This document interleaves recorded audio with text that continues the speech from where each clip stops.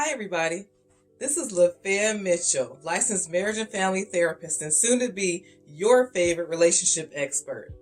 Today, I'm going to talk to you a little bit about the Lafaya Way and how it applies to couples and survival during these COVID times.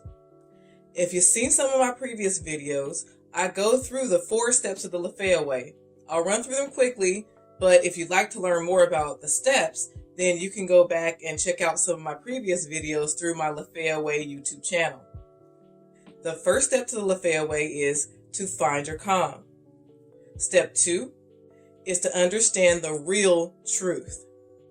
Third is to become truer to your authentic desires and react in a way that's in line with them. And step 4 is to recognize when changes happened, reinforce when changes happen, both in yourself and the person that you're interacting with, and to repeat all 4 steps. But my reason for coming to you today is I know that a lot of couples out there are struggling during these times. The shelter in place, not really having many places that you can go, it sets you up to not have special time to be with that person that you feel most intimate with. What I'd like to help you do today is create some avenues, get a little bit more creative with how you're going to, set up a date night, set up special time for your partner. If not all couples, most couples are struggling during these times. So if it feels like you're in it alone and like you're kind of on this island dealing with these problems on your own, it's not the truth. Most couples are struggling. When you have an orange and you squeeze it, right, you should get orange juice. So we're going to relate that to a good relationship. If you have a good relationship and you squeeze it, you should still get good relationship stuff coming out of it. And if there are things that are happening and it's squeezing on the relationship typically, and you're not getting that good stuff out of it, that means there were probably already some underlying problems in the first place. Think about it this way. If we're still using the orange as the analogy, if you take an orange and you squeeze that bad boy long enough, it's going to dry out. So you can think of that if you're making that connection to the good relationship. If you squeeze on that bad boy long enough, there's no pressure on it long enough, then, pretty much you're not getting orange juice anymore. You're just getting pretty much nothing. And I know that's kind of a strange, kind of a funny analogy, but really take this thing to heart, because there are some out there really suffering because they're like, oh my goodness, what's happening? Like, my relationship was so good before this whole COVID thing happened, and now I can't stand this person I'm with, right? But that's the reason why. You just have to kind of find a way to revitalize. Keep adding the juice, I guess, even though you can't add juice to an orange. Remember, not perfect analogy, but anyway. So that when the pressure, which there's lots of pressure right now, you're still able to get good relationship results out of it. So enough with that analogy. Anyway. The first step to the Lafaya Way is to always make sure that you're working to find your calm. And especially right now with the world in the state that it's in, we have more than COVID going on. There is just a lot going on right now. This is a time where we have to pay attention to the fact that we may be a bit more sensitive than we usually are. And this hypersensitivity will cause an increase in negative feelings. It'll cause an increase in argumentativeness, irritation, frustration. And so we have to kind of be mindful of the fact that that's what's happening. There are lots of ways to work on finding your calm, and that's really not going to be my area of focus today, but I want to make sure that step 1, when you're trying to relate well to another person, is to always work on finding your calm, because there's no good results, no good way to interact with another person if you don't interact with them in a way that seems like you're not holding things against them, very upset with them, very agitated with them. Typically, when we're irritated, frustrated with other people, what that does is it creates a situation where we get less of what we want and we get more of the things we hate. We want to try to avoid being very upset internally. Now, the second step is to understand the real truth. Now, I got a little bit into that before when I started to talk about, a lot of our frustration, or the intensity of our frustration, irritation, is coming from just the state of the world. Oftentimes, we have to really, really remember that all the weight of everything that's on us right now is playing a part in all of our interactions. It doesn't really have a choice. So what the other person is doing in the moment is not all of what's upsetting to you. And there are other ways to get to the real truth for yourself as well. So there are techniques like HALT, hungry, angry, lonely, tired check-in for yourself and for the other person you're dealing with. If you're any of those things when you're interacting with another person, or they're any of those things, then you're going to have a greater intensity in how you're feeling and reacting as well. I don't know how many of you get hangry, but I know I get hangry. When I don't eat well, it's not good for me having interactions with other people quite often. So understanding the real truth, what all things are being brought to the situation, can also be helpful because it helps you not to take the situation at hand so seriously. Now, the third step is to react according to your authentic desires.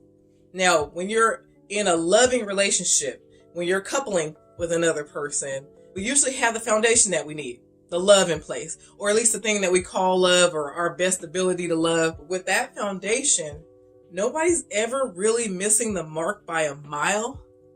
They're just forgetting to react according to their foundational intentions, their foundational desires. Foundational intention is to love and be loved, right? When you break it down all the way down, right? Foundational desire is to feel accepted and valued for most people. Most of the time you find yourself reacting according to what's happening in the moment. You forgot to pick up your socks. So I am really upset with you because you didn't pick up those socks. This is the 10th time I've had to pick up your socks for you, right? And people are arguing, nagging, upset about some of these little things that happen every day. And sometimes there are bigger things, but I'm just giving a silly little example. When you're reacting in this way, that's not really getting to your truest desires. Your truest desires is that to reflect love to the person that you love. So if you're yelling, upset, nagging, frustrated, then you're really relaying to them that they're frustrating, annoying, and upsetting to you, disappointing to you, as opposed to, I really love you and I really want to get along. So some of the better ways to deal with things like a person leaving their socks on the floor is to appeal to their loved person as well. So then you're saying to them, hey, I know you probably just forgot, or it's not your habit, it's not your thing to pick up your socks, but when I try to leave the house really clean, when you leave your socks on the floor and I have to pick them up for you, it really makes me feel like you don't care as much about keeping our house in good order. If you could, just please next time use this hamper, this clothes basket here. I'll just leave it here in this corner so it's easy access. So then you're talking with the person that you love in a loving way, helping them to understand that you want things to go well for your relationship, and they do too, and that it'd be great to have this one thing happening so that you guys can continue to love on one another. When you're looking at Power Talk formula, you're looking at, hey, when you ... it causes ... this feeling in me that I know you're not intending, right? And I know that's not your intention, which helps them to save face, right? Because they're not maliciously just taking their socks and be like, ha, I'm going to irritate him or her today, right? Give them the benefit of the doubt that they're not trying to be upsetting on purpose, right? So react according to your truest intentions and you'll pull more out of the person that you're seeking from them. And you'll also be reflecting more of what you truly want, which is to just get along. And then the last step, pretty simple, is recognize when you're making changes. So say you used to yell at a person for 30 minutes when you got upset and you moved it down to 20 minutes, 10 minutes, 5 minutes, right?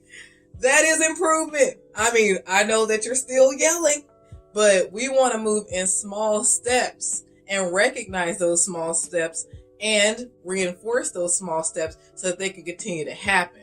Because what we'll do sometimes is we won't even recognize the change that we make, and then we'll make the little change and we won't give ourselves the pat on the back that we need to keep us encouraged to keep moving forward and getting better and better. So what happens is we end up right back in the same boat where we used to be before, instead of continuing to improve in little incremental steps as improvement truly does happen. Give the other person the kudos if they respond even slightly better. If they threw their socks near the hamper instead of in the middle of the floor, right?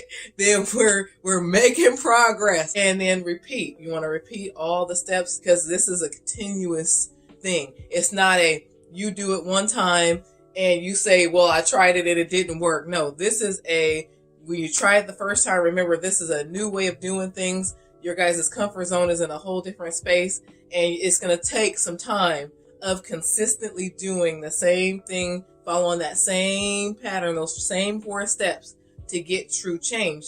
And the true change is for everybody's benefit, especially your own. When you're coupling, then just keep in mind the 4 steps of the Lafaya Way can be extremely helpful to keep you happy, keep your relationship healthy.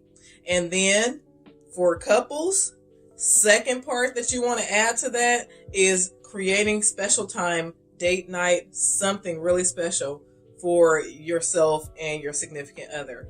I can't tell you how vitally important that is. You have to recognize that it's not okay just to be in the same space all day, every day. Actually, that can be more annoying than anything else if you spend too much time with a person.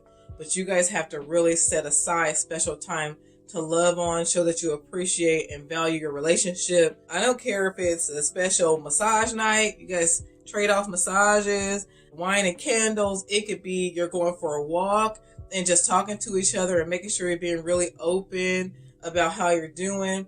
Make sure that you're having time for pillow talk so that you're able to talk to each other about the things maybe that you appreciated that the other did throughout the day. If you try those 2 things, what you'll find is that you'll get along a lot better with your partner.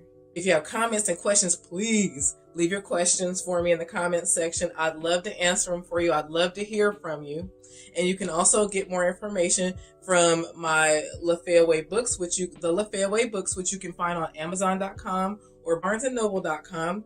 You can visit my website at pomtsolutions.com. We will soon have that under the LafayaWay.com as well, because we want to keep everything, nice and clean for everybody. You can obtain all of my contact information through the website as well, in case you want to send an email to me or text or something asking a relationship question. Please send them out. I look forward to interacting with you. Until next time, I appreciate your time. Stay you and stay true.